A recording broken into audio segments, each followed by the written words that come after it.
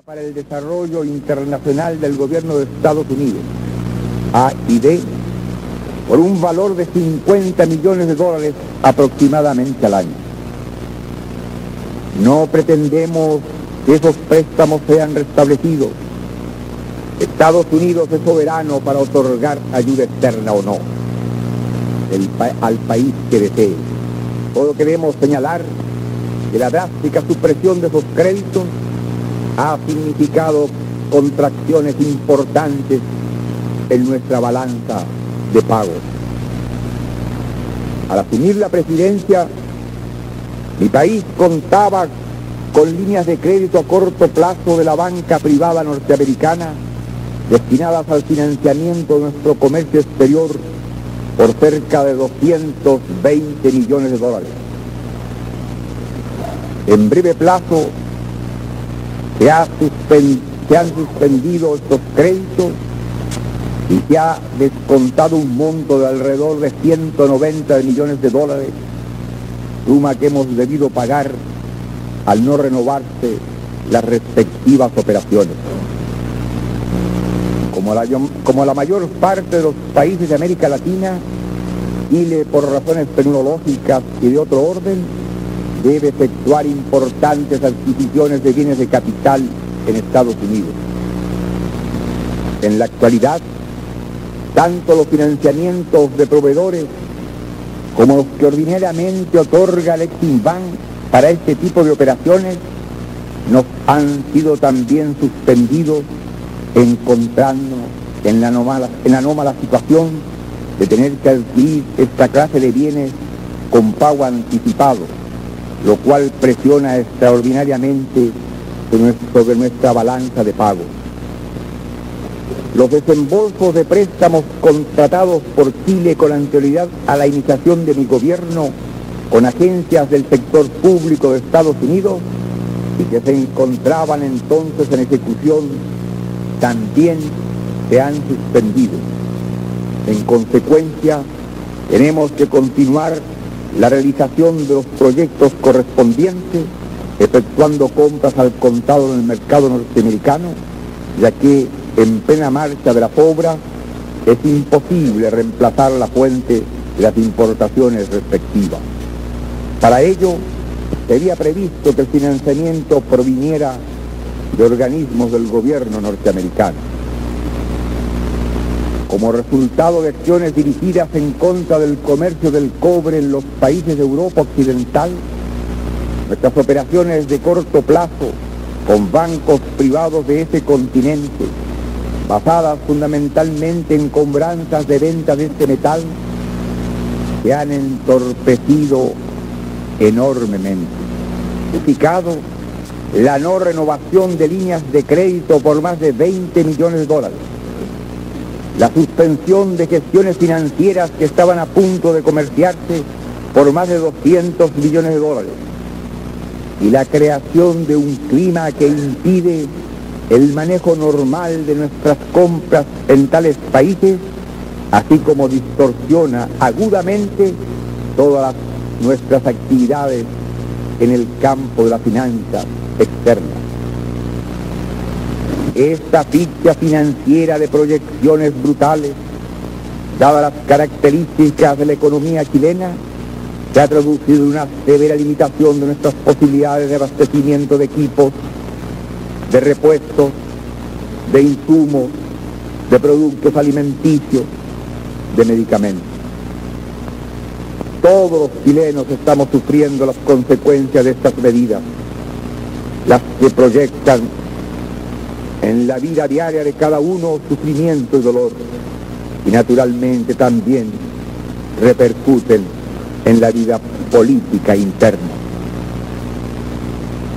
Lo que he descrito significa que se ha desvirtuado la naturaleza de los organismos internacionales, cuya utilización como instrumento de la política bilateral de cualquiera de sus países miembros, por poderoso que sea, es jurídica y moralmente inaceptable. Significa presionar a un país económicamente débil. Significa castigar a un pueblo por su decisión de recuperar sus recursos básicos. significa una forma premeditada de intervención en los asuntos internos de un país. Esto es lo que denominamos insolencia imperialista. Señores delegados, ustedes lo saben y no pueden dejar de recordarlo. Todo esto ha sido repetidamente condenado por resoluciones de Naciones Unidas. No solo sufrimos el bloqueo financiero, también somos víctimas de una clara agresión. Dos empresas que integran el núcleo central de las grandes compañías transnacionales, que clavaron sus garras en mi país, la International Telegraph and Telephone Company y la Kennecott Copper Corporation, se propusieron manejar nuestra vida política.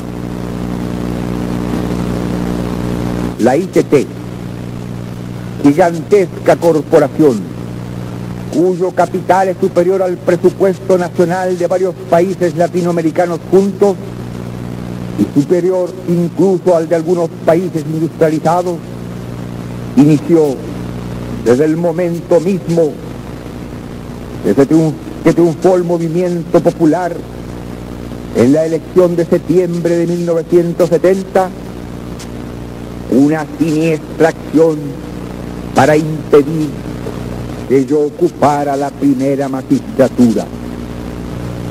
Entre septiembre y noviembre del año mencionado se desarrollaron en mi patria acciones terroristas planeadas fuera de nuestras fronteras, en colusión con grupos fascistas internos, las que culminaron con el asesinato del comandante en jefe del ejército, general René Snyder Cheró, hombre justo y gran soldado, símbolo del constitucionalismo de las Fuerzas Armadas de Chile. En marzo del año en curso se revelaron los documentos que denuncian la relación entre esos tenebrosos propósitos y la ITT. Esta última ha reconocido que incluso hizo en 1970 sugerencias al gobierno de Estados Unidos para que interviniera en los acontecimientos políticos de Chile. Los documentos son auténticos. Nadie ha osado desmentirlos. Posteriormente, el mundo se enteró con estupor en junio último de distintos aspectos de un nuevo plan de acción que la misma ITT presentara al gobierno norteamericano con el propósito de derrocar a mi gobierno en el plazo de 6 meses. Tengo en mi portafolio el documento fechado en octubre de 1971 que contiene los 18 puntos que constituían el plan que comento. Se proponía el estrangulamiento económico, el sabotaje diplomático, el desorden social, crear el pánico en la población para que al ser sobrepasado el gobierno, las Fuerzas Armadas fueran impulsadas a quebrar el régimen democrático e imponer una dictadura. En los mismos momentos en que la ITT formulaba ese plan, sus representantes simulaban negociar con mi gobierno una fórmula para la adquisición por el Estado chileno de la participación de ITT en la compañía de teléfonos de Chile. Desde los primeros días de mi administración habíamos iniciado conversaciones para adquirir la empresa telefónica que controlaba la ITT por razones de seguridad nacional.